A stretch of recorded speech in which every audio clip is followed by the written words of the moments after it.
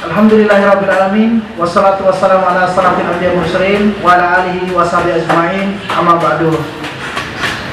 Puji serta syukur kita panjatkan kehadirat Allah Subhanahu wa taala karena atas berkat rahmat, taufik, hidayah dan inayahnya sehingga kita bisa berkumpul di tempat sini, di majelis ini, di tempat kita berdiskusi, tempat kita berdiam pikir, bagaimana memikirkan, melahirkan sebuah ide, gagasan yang konstruktif tentang arah perjalanan bangsa ke depan. Salawat serta salam juga kita curah limpahkan kepada junjungan Nabi besar kita, Habibana wa Nabiyana wa Maulana Muhammad sallallahu alaihi wasallam. Baik Bapak Ibu, para narasumber, para peserta, tamu undangan sekalian, agenda dari PBH ini berkolaborasi dengan DPD dan para senior aktivis ya, dengan tema Kopi Demokrasi Rakyat Bersuara, ya, tema PT 0% dan kembali Undang-Undang Dasar 1945 sebagai upaya menyelamatkan NKRI. Tema ini muncul bukan sekedar sembarangan tema, tapi ini muncul atas dasar nurani, atas dasar kepedulian kita terhadap kondisi bangsa dan negara pada saat ini. Sehingga atas dasar kondisi tersebutlah dengan tema ini kita selalu berdiskusi, berdialog di forum-forum anak muda, forum-forum aktivis. Mudah-mudahan dari diskusi dengan tema-tema ini mampu memberikan kesadaran publik, kesadaran kepada rakyat Indonesia bahwa bangsa ini sedang tidak baik-baik saja. Saya selaku moderator untuk mempersingkat waktu, mengingat waktu ini udah jam 4 lewat, mungkin saya akan memberikan kesempatan terlebih dahulu kepada narasumber. Oh iya, kegiatan kita pada sore hari ini live di Paradigma TV. Untuk mempersingkat waktu mungkin memberikan sebuah penjelasan, pencerahan terhadap baik yang ada di sini maupun yang hadir secara virtual. Mungkin terlebih dahulu Tabe, saya persilakan Kak Tamsil mungkin bisa memberikan semacam tausiah politik ya, terkait dengan PT 0% dan perlunya kembali kepada Undang-Undang Dasar 1945.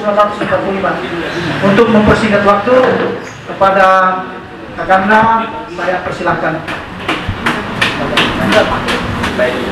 Bismillahirrahmanirrahim. Assalamualaikum warahmatullahi wabarakatuh. Alhamdulillahirrahmanirrahim. Wassalatu wassalamu ala rasulillah wa ala alihi. Ibu bapak, terutama di tengah-tengah kita ini ada senior saya yang dulu pernah sama-sama di PAN, ya, Ibu Trawati Nurjati, ya. Terima kasih bisa hadir membersamai teman-teman pada sore hari ini untuk berdiskusi mengenai tema yang tadi disampaikan, PT 0% dan kembali ke Undang-Undang Dasar 45.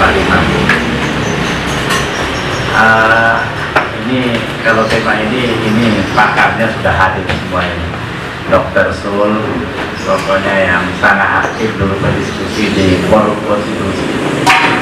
Ada grup WhatsApp, kemudian ada Pak Yusuf, pakar politik juga yang saya kira kita berikan pikiran-pikirannya tentang ini.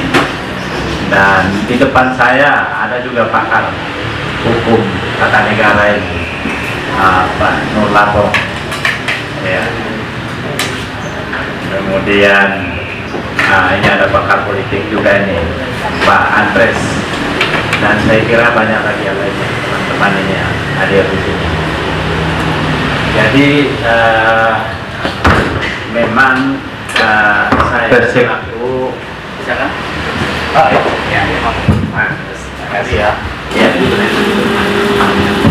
saya selaku ketua kelompok DPD daerah di MPR memang punya agenda untuk mendengarkan aspirasi masyarakat terkait dengan beberapa tema-tema kajian yang sedang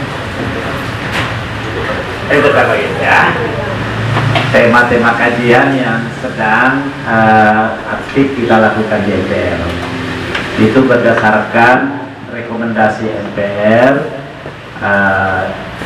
didasarkan pada keputusan nomor 8 tahun 2019. Rekomendasinya itu yang pertama, MPR berpandangan perlu ada haluan negara yang disebut sebagai pokok-pokok haluan negara. Saya nggak tahu kenapa bukan GBHN disebutnya, apakah tidak mau terkesan itu orde baru, padahal sebenarnya orde lama juga sudah ada haluan negara GBHN, tapi disebutnya pokok-pokok haluan negara.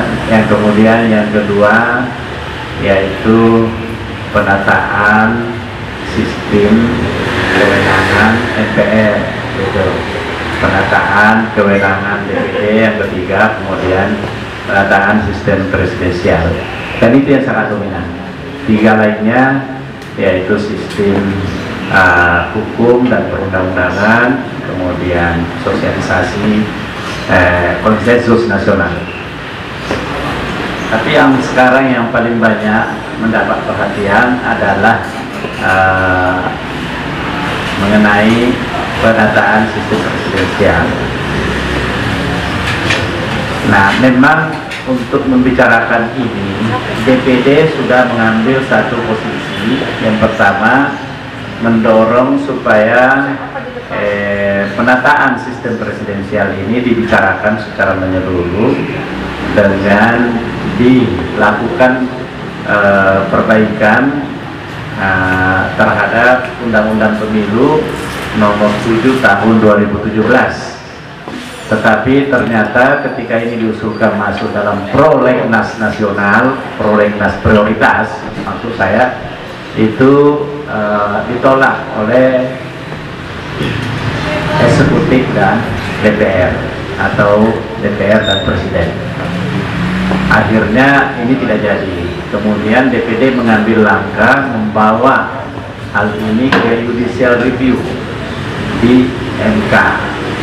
Secara perorangan didahului dengan secara perorangan beberapa anggota DPD melakukan itu. Kemudian pada tanggal 18 Februari kemarin kita sudah mengambil putusan secara kelembagaan. Jadi DPD akan mengajukan judicial review untuk menghilangkan yang namanya ambang batas yang disebut di sini di dalam tema ini PT 0%. Jadi tidak ada ambang batas atau presidensial threshold yang menyebutkan 20% dari jumlah suara atau perolehan kursi di DPR dan 25% dari suara sah secara nasional. Jadi kita ingin supaya itu dihapus. Jadi tidak ada ambang batas nyapres. Nah, kalau tidak ada ambang batas berarti sesuai dengan bunyi di dalam Undang-Undang Dasar pasal 6A ayat 2 bahwa calon presiden dan wakil presiden diusulkan oleh partai atau gabungan partai peserta pemilu sebelum pemilu. Titik sampai di situ. Jadi partai mana saja yang menjadi peserta pemilu mau perolehannya berapapun itu berhak untuk mencalonkan presiden. Nah, bahkan kemudian ada upaya juga untuk mendorong supaya dilakukan amandemen. Jadi nanti kalau ini berhasil atau tidak berhasil, langkah berikutnya tetap akan dilakukan amandemen terhadap pasal 6A ini, karena pasal 6A ini masih menghalangi munculnya calon perseorangan. Padahal kita ingin ada calon perseorangan yang didasarkan pada kedudukan hukum yang sama di antara kita, bahwa setiap warga negara berhak untuk ikut di dalam pemerintahan, ya, berhak untuk memilih dan dipilih, dan banyak lagi pasal-pasal lain yang bisa menjadi dasar tentang munculnya calon perseorangan. Ini opsi-opsi yang muncul, tapi ada juga opsi yang lain, dan ini kuat juga karena waktu kita melakukan kongres kebangsaan dari kalangan TNI diwakili oleh Purnawirawan Angkatan Darat Pak Sarnadi, Ibu Sarnadi itu, dia menyampaikan secara resmi bahwa supaya MPR ini aktif melakukan kajian untuk kembali kepada Undang-Undang Dasar 1945 yang asli. Dia bilang yang ada sekarang ini bukan Undang-Undang Dasar 45, ini Undang-Undang Dasar 2002. Ini palsunya 45. Nah, jadi dia dorong kita untuk melakukan kajian terhadap itu. Nah, memang menjadi persoalan apakah kalau kita kembali ke situ maka tidak mengkhianati semangat reformasi. Nah, itu pertanyaan-pertanyaan. Karena itu ada yang mengatakan kalau kembali ke Undang Dasar 45 harus dengan adendum. Adendumnya yang mana? Ya, salah satunya tetap bahwa presiden itu tidak boleh lebih dari 2 periode, karena itu salah satu yang menjadi spirit reformasi. Bagaimana dengan pemilihan langsung? Nah, apakah pemilihan langsung atau kembali kepada perwakilan, sistem perwakilan, dan apakah MPR kembali menjadi lembaga tertinggi sehingga pertanggungjawaban presiden di sana? Nah, ini semua harus clear sebelum kita masuk ke dalam amandemen, karena pasal 37 mensyaratkan bahwa harus jelas poin yang mau di amandemen yang mana itu. Atau jangan-jangan yang perlu di amandemen duluan dokter adalah pasal 37 supaya jangan terlalu membatasi orang untuk melakukan amandemen itu. Jadi ini pertanyaan-pertanyaan yang muncul. Nah, kami akan kembali ke MPR nanti melakukan kajian-kajian ini. Kebetulan saya diminta untuk memimpin badan kajian di MPR. Kami sudah berkeliling mendengarkan aspirasi masyarakat, terutama di daerah pemilihan saya, mendengarkan para pakar dari Asosiasi Profesor Indonesia. Saya bertemu dari Asosiasi Dosen Pengajar Hukum Tata Negara. Saya bertemu dari Laboratorium Konstitusi di Surabaya.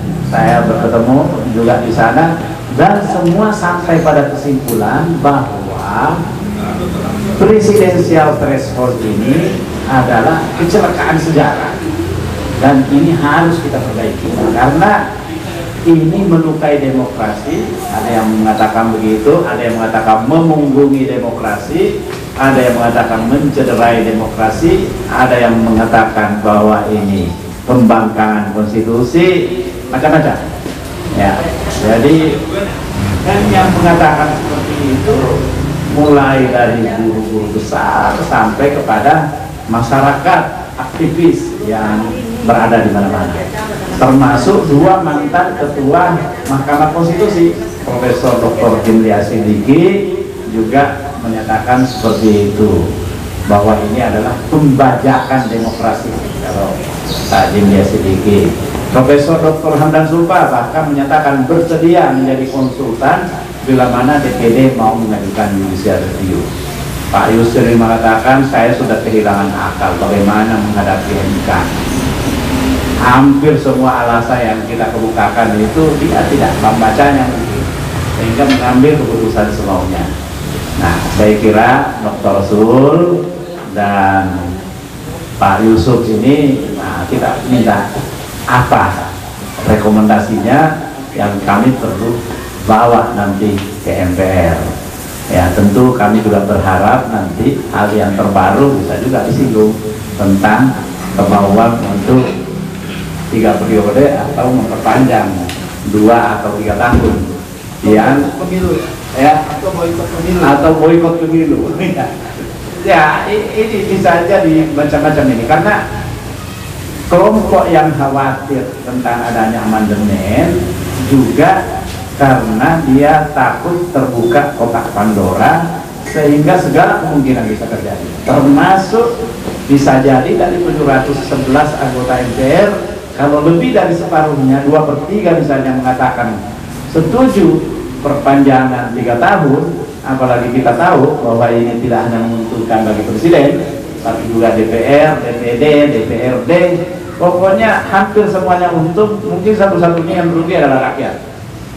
Jadi kalau ini terjadi, bagaimana? Nah, Ketua DPD mengatakan hati-hati, jangan sampai kebablasan, bisa terjadi revolusi sosial.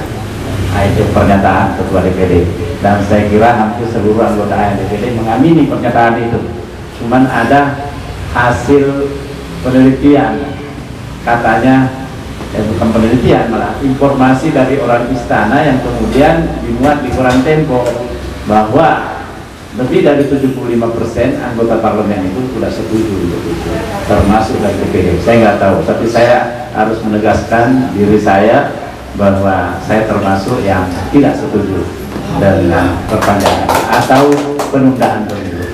Saya kira itu. Terima kasih. Assalamualaikum warahmatullahi wabarakatuh. Terima kasih kepada Anda Tamsil atas penyampaiannya tadi, yang saya kutip bahwa saat ini DPD terus berjuang terkait dengan PTNL person. Oleh karena itu dukungan dan partisipasi dari publik itu sangat diperlukan. Terlebih seperti itu, kita beri aplaus untuk Anda Tamsil.